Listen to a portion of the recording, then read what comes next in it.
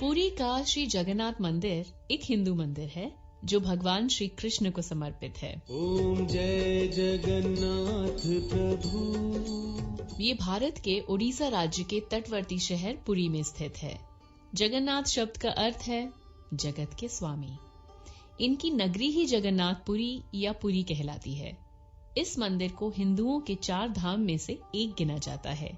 ये वैष्णव संप्रदाय का मंदिर है जो भगवान विष्णु के अवतार श्री कृष्ण को समर्पित है। इस मंदिर का वार्षिक रथ यात्रा उत्सव काफी प्रसिद्ध है। इसमें मंदिर के तीनों मुख्य देवता भगवान जगन्नाथ, उनके बड़े भ्राता बलभद्र और भगिनी सुभद्रा तीनों 3 अलग अलग भव्य और सुसज्जित रथों में विराजमान होकर नगर की यात्रा को निकलते हैं। मध्यकाल से ही ये उत्सव बहुत हर्षोल्लास के साथ मनाया जाता है। इसके साथ ही ये उत्सव भारत के ढेरों वैष्णव कृष्ण मंदिरों में मनाया जाता है और यात्रा भी निकाली जाती है। ये मंदिर वैष्णव परंपराओं और संत रामानंद से जुड़ा हुआ है। ये गौड़ीय वैष्णव संप्रदाय के लिए खास महत्व रखता है। इस पंथ के संस्थापक श्री चैतन्य महाप्रभु भगवान की ओर आकर्षित हुए थे और कई वर्षों तक पुरी में रहे भी। गंग वंश के हाल ही में अन्वेषित ताम्र पत्रों से ये पता चला है कि आज की डेट का जो मंदिर है उसके निर्माण कार्य को कलिंग राजा अनंत वर्मन चोड़ गंग देव ने आरंभ कराया था।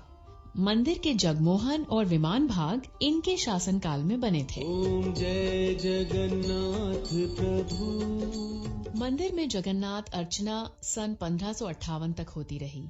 इस वर्ष अफगान जनरल काला पहाड़ ने उड़ीसा पर हमला किया और मूर्तियां तथा मंदिर के भाग ध्वस्त कर दिए और पूजा बंद करा दी तथा विग्रहों को गुप्त में चिलिका झील में स्थित एक द्वीप में रखा गया।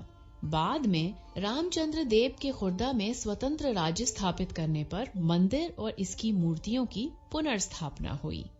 मालवा नरेश इंद्रद्युम्न को स्वप्न में यही मूर्ति दिखाई दी थी।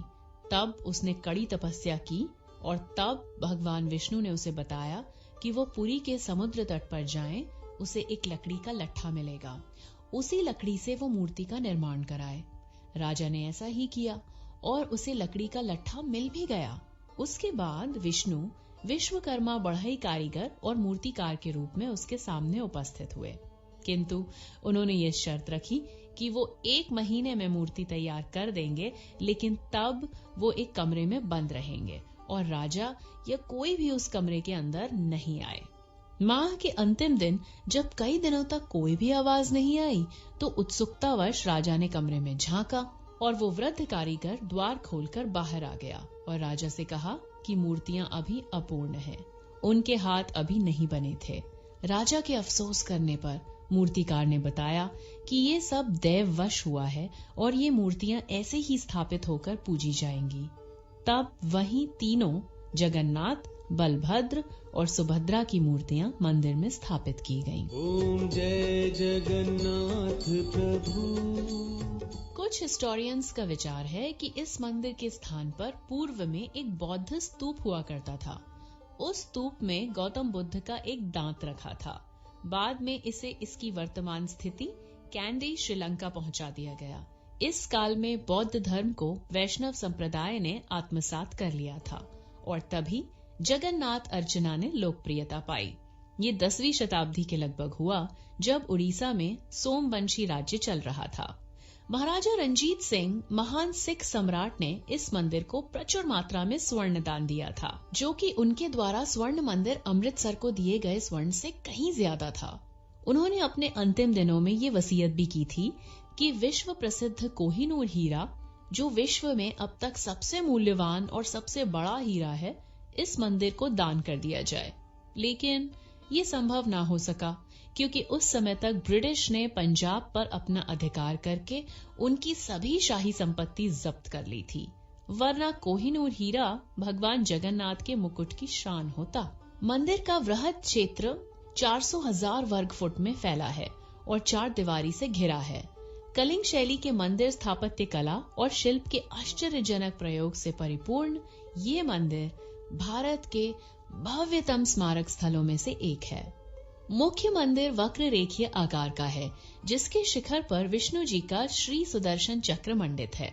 इसे नील चक्र भी कहते हैं। ये अष्ट धातु से निर्मित है और अति पावन और पवित्र माना जाता है। मंदिर का मुख्य ढांचा एक 214 फीट यानी कि 65 मीटर्स ऊंचे पाषाण चबूतरे पर बना है। इसके अंदर आंतरिक गर्भगृह में मुख्य देवताओं की मूर्तियां स्थापित हैं। मुख्य मढ़ी एक 20 फीट ऊंची दीवार से घिरा हुआ है तथा दूसरी दीवार मुख्य मंदिर को घेरती है। एक भव्य 16 किनारों वाला एकाश्म स्तंभ मुख्य द्वार के ठीक सामने है।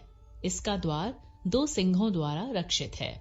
भगवान जगन्नाथ, बलभद्र और सुभद्रा इस मंदिर के मुख्य देव हैं।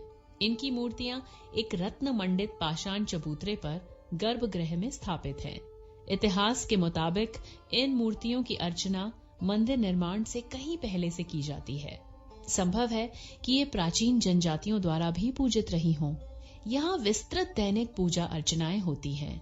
कई वार्षिक त्योहार भी आयोजित होते हैं, जिनमें सहस्त्रों लोग भाग लेते हैं। सबसे ज्यादा महत्व का त्योहार है रथ यात्रा, जिसके बारे में आपने भी सुना होगा, जो आषाढ़ शुक्ल पक्ष की द्वितीया को लगभग जून या जुलाई में आयोजित होता है। इस उत्सव में तीनों मूर्तियों को अति भव्य और विशाल रथों से सुसज्जित करके यात्रा पर निकालते हैं। ये यात्रा 5 किलोमीटर लंबी होती है और इसमें लाखों लोग शरीक होते हैं। मॉडर्न टाइम्स में ये मंदिर काफी बिजी और सामाजिक धार्मिक आयोजनों और प्रकारों में व्यस्त है। जगन्नाथ मंदिर का एक बड़ा अट्रैक्शन यहाँ की रसोई है। ये रसोई भारत की सबसे बड़ी रसोई के रूप में जानी जाती है। इस विशाल रसोई में भगवान को चढ़ाने वाले महाप्रसाद को तैयार करने के लिए 500 रसोइये और उनके 300 असिस्टेंट्स काम करते हैं। इस मंदिर में प्रविष्टि प्रतिबंधित है। इसमें गैर हिंदू लोगों का प्रवेश सर्वथा वर्जित है। टूरिस्ट की प्रविष्टि भी वर्जित है। वो मंदिर के अहाते और अन्य आयोजनों का दृश्य निकटवर्ती रघुनंदन पुस्तकालय की ऊंची छत से अवलोकन कर सकते हैं।